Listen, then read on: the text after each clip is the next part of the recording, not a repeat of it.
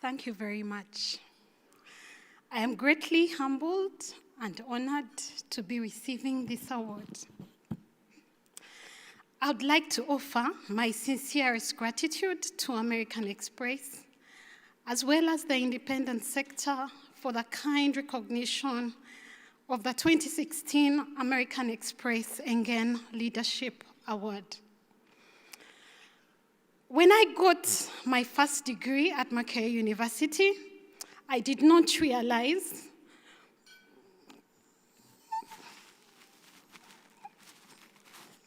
Thank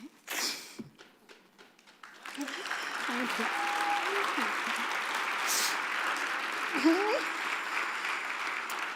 Thank you for being kind.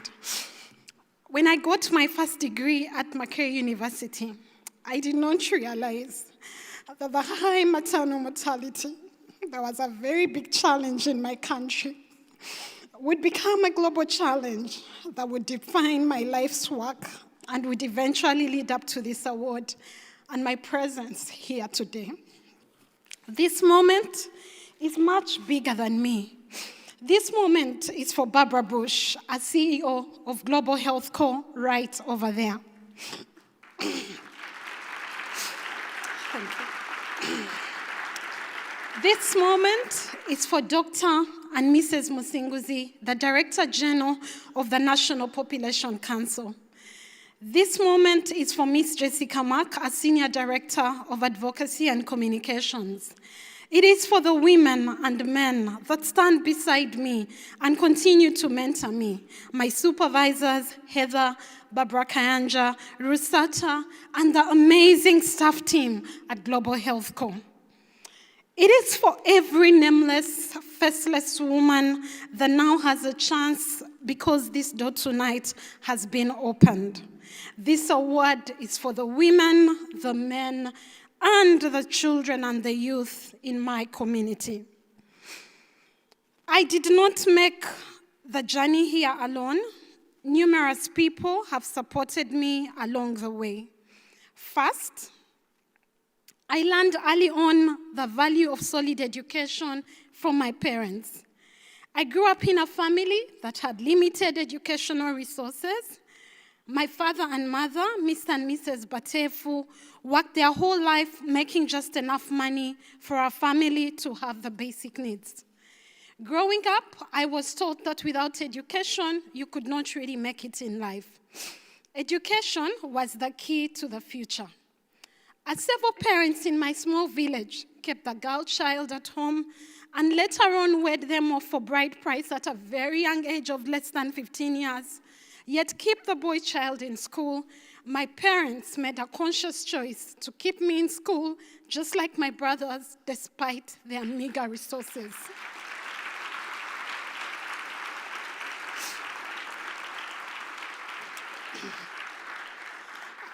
Through their effort, I was the first female graduate on my very small village in Uganda.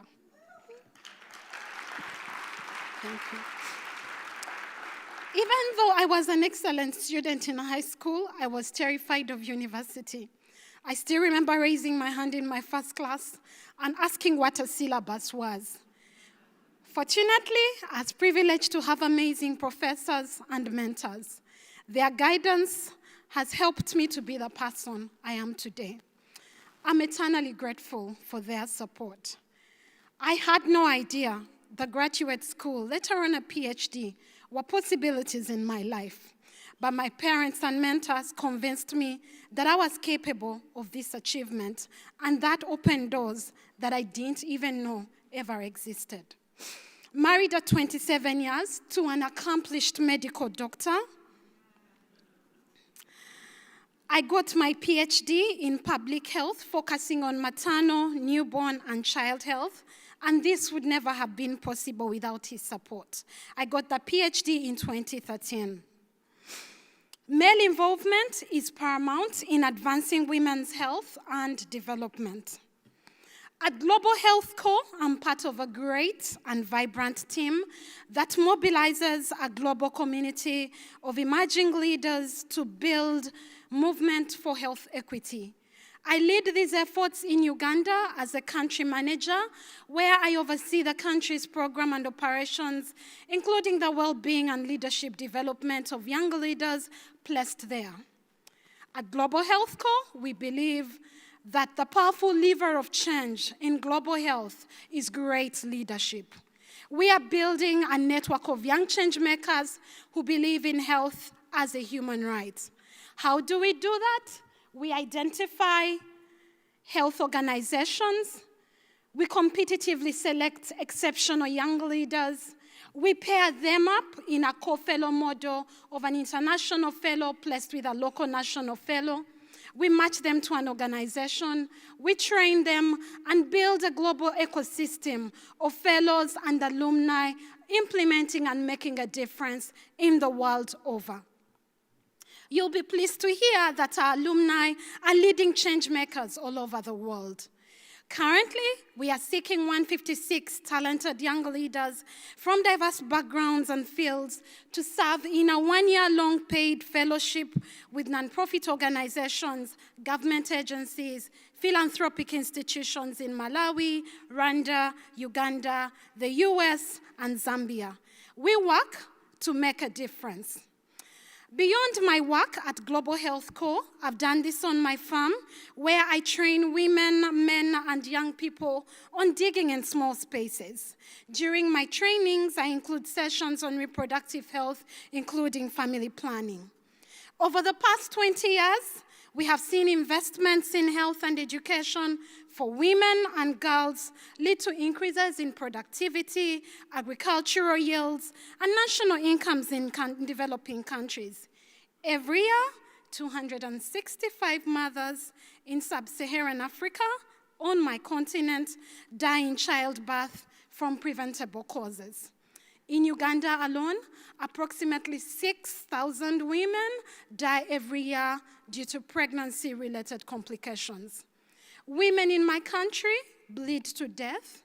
They do not have access to antibiotics to prevent simple infections. They often do not have the option of a cesarean section when it is necessary. Ladies and gentlemen, we can prevent these tragedies by providing women with prenatal care, skilled attendance at birth, and emergency obstetric care. Investing in family planning and reproductive health services not only is good for women's health and rights, but it makes economic sense. Because for each dollar invested in contraceptive services, you will avoid $1.7 to $4 in expenditures on maternal and newborn health. Investing in family planning services reduces maternal mortality, improves child survival, and promotes women's empowerment and contributes to poverty eradication. In my country, maternal mortality is 438 per 100,000 women. That means from morning until now, about 4 taxis of women have already died when giving birth or during pregnancy. In my community, I have held lobby meetings with our council leaders to pass a bylaw that calls on all women to have skilled attendance at birth, vis-a-vis giving birth to a traditional birth attendant. One of the reasons that women give for not going for skilled attendance at birth is poverty. In the trainings for women, we ensure that we add a session on birth preparedness, which includes benefits of having skilled attendance at birth. When women are able to do farming, they can earn an additional income in my community and hence be able to buy necessities like a mama kit, but also have money to pay for the skilled attendance at birth. You'll be pleased to hear that the bylaw was passed in 2012, and this has led to 6 times increases in skilled attendance at birth in my community, as reflected in the health center birth registers. Allow me to quote an article by Pickett Slater Harrington about our work in the community that was put in the Independent Sector magazine. Leadership crossing geographical, cultural, and sector boundaries is critical at this point in time. I take advantage of low-cost technologies which impact on large populations, but which are inexpensive. For example, children being immunized, bed nets for malaria have proven to avert deaths due to malaria in pregnancy, which was one of the leading causes of women dying when they're pregnant. Have also promoted exclusive breastfeeding for the first 6 months.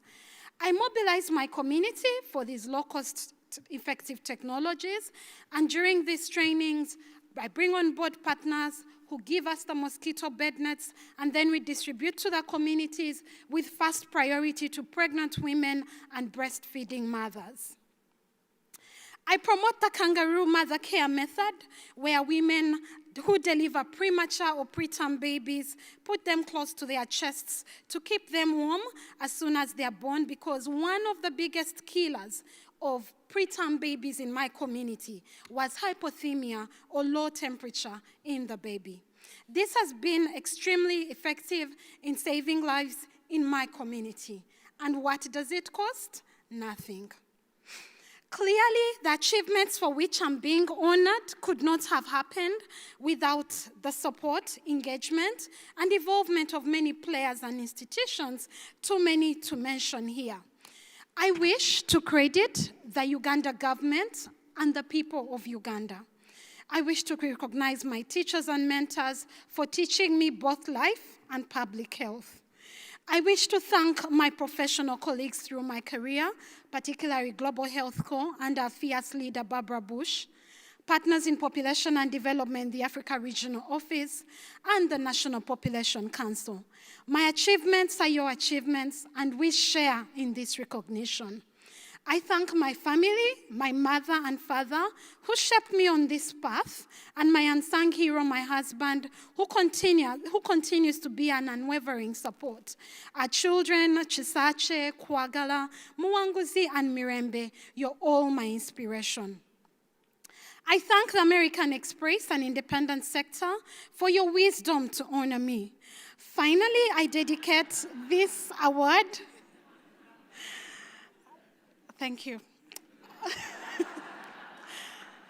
Finally, I dedicate this award that it is not only mine, but it belongs to the people of Africa.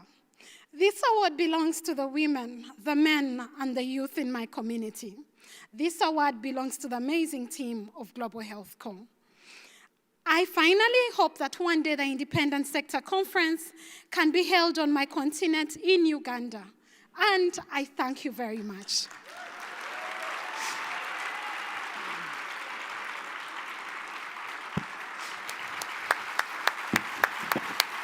Thank you very much.